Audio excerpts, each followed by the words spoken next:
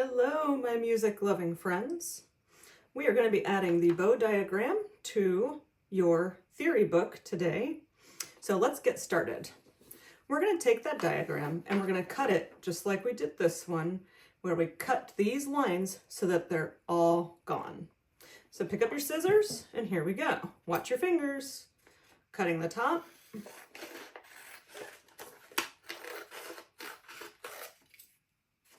Cutting the bottom.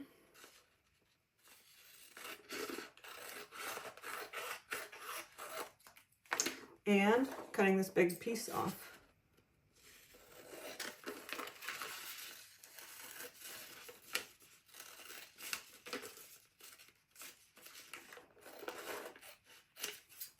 All right, and these little scraps go right in the recycling. Okay, so now you have your bow diagram and it's going to be going right here. So you see how I've left a little bit of color showing in between the violin and the bow and on the edge and on the bottom so that it will look very neat. It doesn't need to be perfect, but let's do your best to make it neat. All right, so as in the previous video, I'm going to do one of these with the glue stick and one with the liquid glue side by side so you can follow whichever one makes sense for you.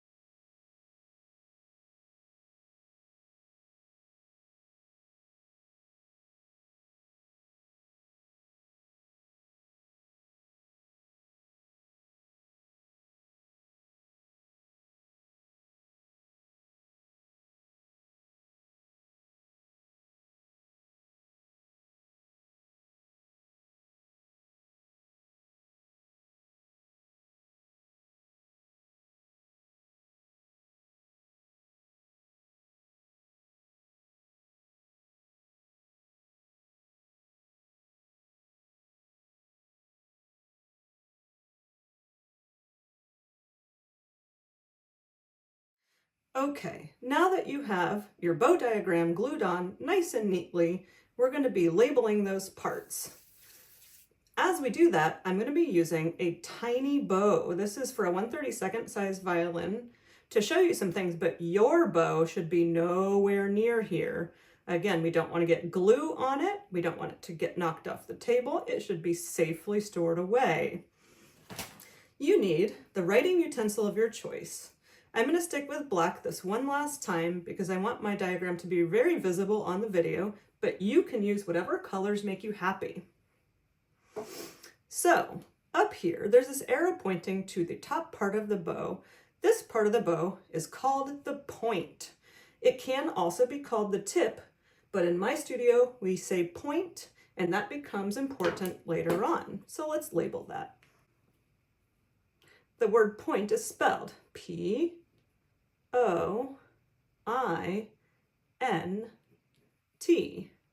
point. Now there are two arrows in the middle here. This first one is pointing over to the hair.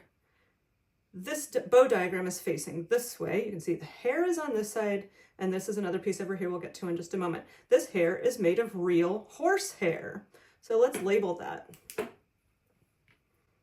That is spelled H-A-I-R,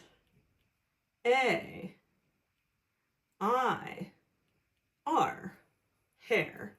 It's really important that we never touch the hair of the bow with our fingers or any part of your skin. This next part, this is pointing to this, which is called the stick. It's a pretty uncreative and obvious name. That makes it easy to remember. So stick is spelled S-T-I-C-K,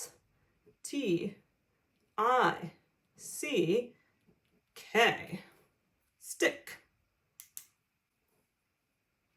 Now, different bows in this part of the bow have different things on them.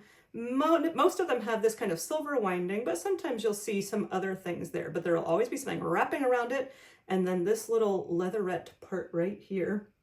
This whole section is called the grip. Let's label that. So this arrow is pointing to the grip. It's spelled G-R-I-P.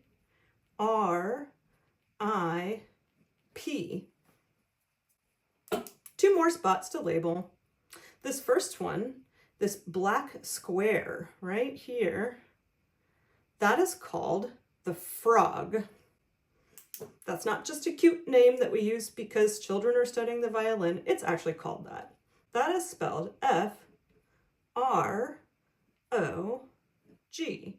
frog. 1 more spot. This piece right here is called the screw. Let's label it and then talk about it some more. Screw is spelled S-C-R-E-W,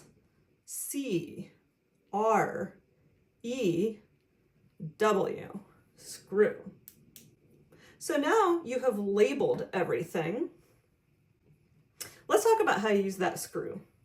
To play your violin with the bow, the hair has to be tightened and the screw has to be turned righty-tighty. Watch what happens when I do that. The hair moves away from the stick just a little bit, and now there's a little bit more space and the hair looks flatter. All right. Now, when it's time to put the bow away and you're done practicing, you need to loosen it because that keeps the hair functioning much longer and making a much better sound. So to loosen it, we go lefty-loosey, lefty-loosey, lefty-loosey. You know that your bow is tight enough, tight, tight, tight, when the space right here where the stick and the hair are the closest together is about the same size as the stick. It's probably also about the same size as your pinky. It's ready to be put away. It's loose enough. When the hair looks hairy again, it's no longer flat, but you don't want to loosen it too much because then the screw comes out and you can damage a part of your bow if you do that. There's one final thing that's worth mentioning in this video. I'm going to tighten my bow again, and I'm going to put some rosin on my bow.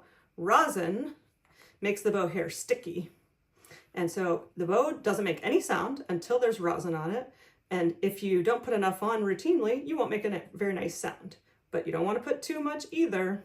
So we put the bow hair flat on the rosin, and we go like this.